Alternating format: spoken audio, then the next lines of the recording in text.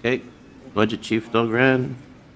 Thank you. I'd like to understand, following up Councillor Shiner's question, assets, how do we know that Steal their artifacts of the inside. they purchased them or they got them as opposed to being purchased through the day-to-day operating requirements of the castle?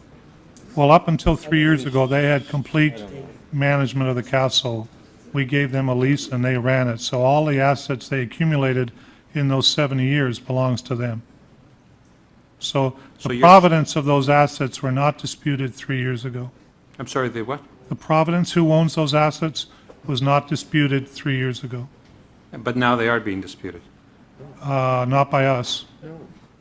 They're accepting it. Okay, so I just not clear. I would have thought that in the operating of 70 years, they do stuff, they buy stuff, it's run through the expenses of operating the castle. So to me, I would think it's like we've already paid for them through the operating side of it over all those years. Well, it's just the terms of the lease for those years was they ran the castle. We were responsible for maintenance of the exterior and the main structural elements of the castle, but everything else was theirs to run, to outfit. Mr. Williams? Yep.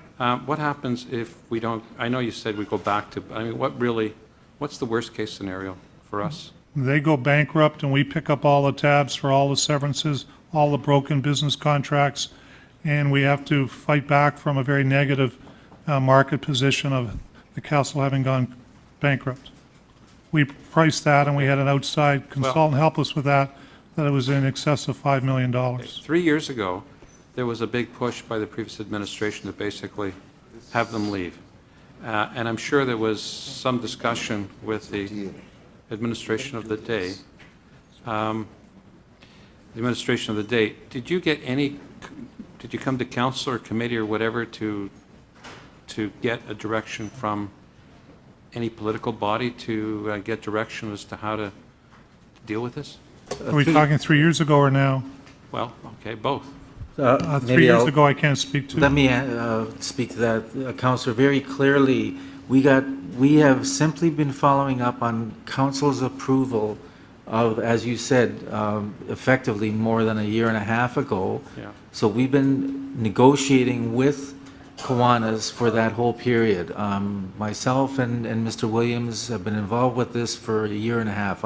I'll summarize by saying, reminder, it's a 20-year agreement that council approved 3 years ago. That's the, $5 million figure that, Right. that No, I Mr. understand. Williams I referred to. understand. I just want to know, in the negotiations, et cetera, was it done in isolation by staff only? Staff only. So there was no No, coming staff back only. to...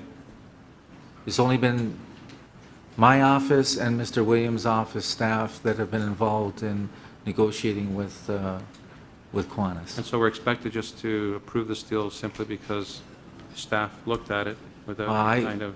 I'll say, quite frankly, Councillor, that I believe this is a very good negotiating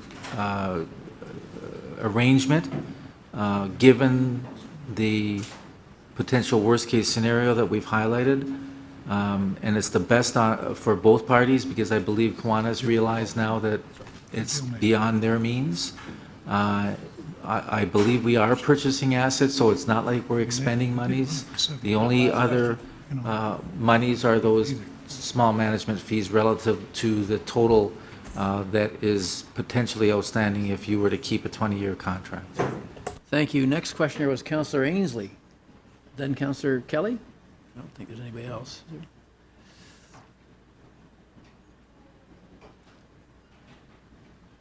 Thank you, Mr. Deputy Mayor. I wanted to ask on Mr. Williams on page, 5 of the report.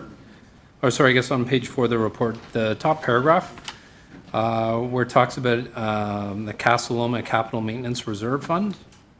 Was this used for interior maintenance? Exterior. Okay, and who paid for who dealt with the interior maintenance? Like graffiti removal, varnishing floors to make sure? The management through Casa Loma, through Kiwanis. So ultimately, Kiwanis was responsible for making sure graffiti was removed, floors were properly maintained, varnished. Correct. Heating systems weren't falling apart. Major heating would be the cities, but minor I guess what I'm heating- talking about, if I went into Henry Pellet's bedroom, the wooden structure that encased the heating system. that would be the Kiwanis, the management through Kiwanis's direction. Okay, and on page 5 in the top paragraph, the last sentence in the paragraph, it talks about the audit that was done, undertaken by the city in the fall of 2010, and it concluded there was certain required capital expenditures that weren't being met. Can you explain that? In the original strategic plan that was established when the new arrangement was struck 3 years ago, there was a commitment by the Kiwanis to invest in the interior of the building according to the strategic plan.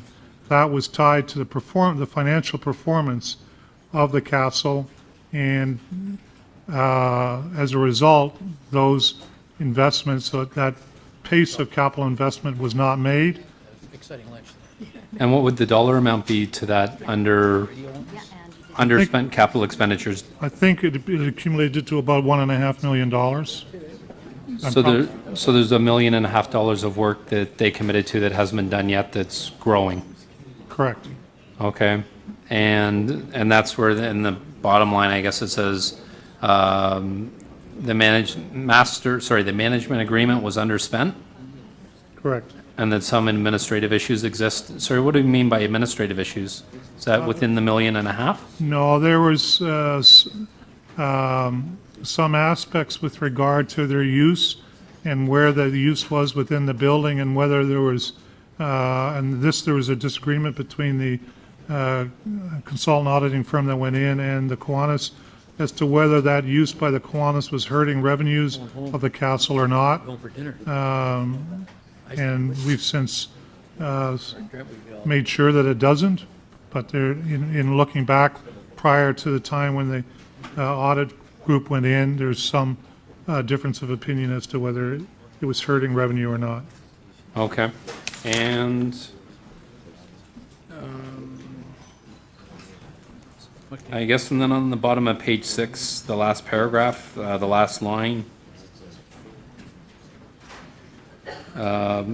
These payments would be used by the city to continue the planned state of good repair expenditures, staying within the parameters. Is that exterior or interior? Exterior. Exterior.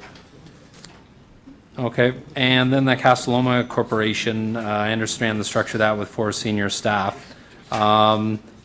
Do we need the recommendation A in the report where it talks about using the Kiwanis for 120 days? Sorry, let me flip back. 120 days for a transition period.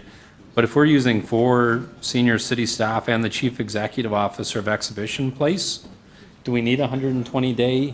No, we're Transition changing that period? in the agreement. We're recommending an up to 120 days, just so that we have access. I mean, the current chair's been involved in the operations for 18 years. The current CEO is due to retire in the middle of July. There may be some historical issues that we would like access to have a cooperative reply from, so we felt it was prudent to guarantee their cooperation. Okay, and I think those are my questions, Mr. Deputy Mayor. Thank you very much. Councillor Kelly. Yeah, very briefly to the city manager. These recommendations are being produced by staff, but in the preparation for these recommendations, you employed city legal, presumably, City legal, of course, yes. and you sought economic advice from the private sector with the expertise in this field. Is that correct? Mr. Williams has had discussions, yes, with private sector bodies. Terrific, thank you. Are there any other members with questions? If not, speakers, do we have speakers? Outside, Councillor Mahavik, please. Thank you very much, Mr. Chair. I'm speaking in support of the staff recommendations. This is the Casa Loma, while technically not in my ward, it is north of my ward, south of my ward, and east of my ward because of the way the road kind of curves around.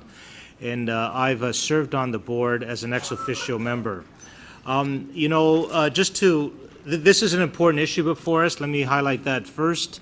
When you look at the way Toronto is sold to the world, there's always a picture of the CN Tower. There's regularly a picture of a streetcar. There's always a picture of the waterfront. There's sometimes a picture of Caribana, and there's usually a picture of Casa Loma as well. It is one of the top 5 tourist attractions that we have here in the city of Toronto. So it's an important issue that is before us.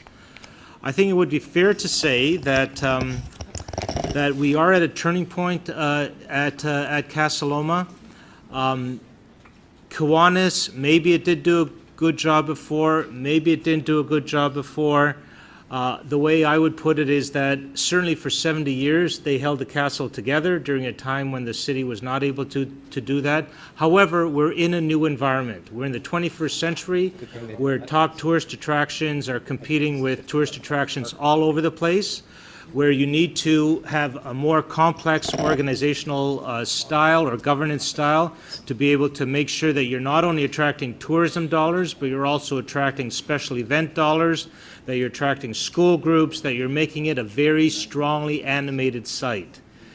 And I think Kiwanis, while it's certainly strong in the area of social services and the Kiwanis piano recitals are infamous famous in this city.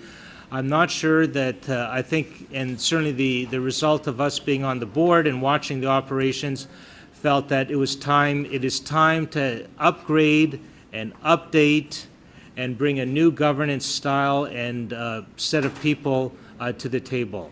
That's what this report does, and the first thing that I feel is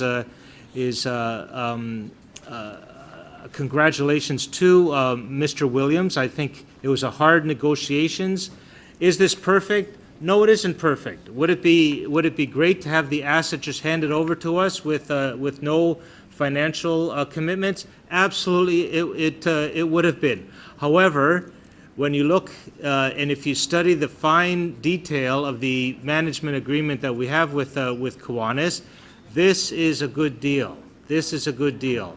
It will allow Casa Loma to finally get its foot in the door, to use 18 months of time to put in place an appropriate governance structure to position it for health, not only financial, but also from a tourism perspective, from a heritage perspective, and from a special event perspective. There is no view of the city that beats the view from Casa Loma when you're on the terrace overlooking the city of Toronto. That's important for heritage purposes, but it's also important for monetary purposes.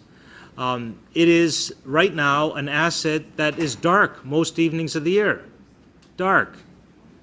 There's a lot of potential there, a new governance structure. This opens the door to a new governance structure that will allow us to make this asset something that Toronto is proud of. So this is step number 1. There are other steps to come. I look forward to more reports, but I think staff have done a good job here, and this deserves to be supported. Thank you.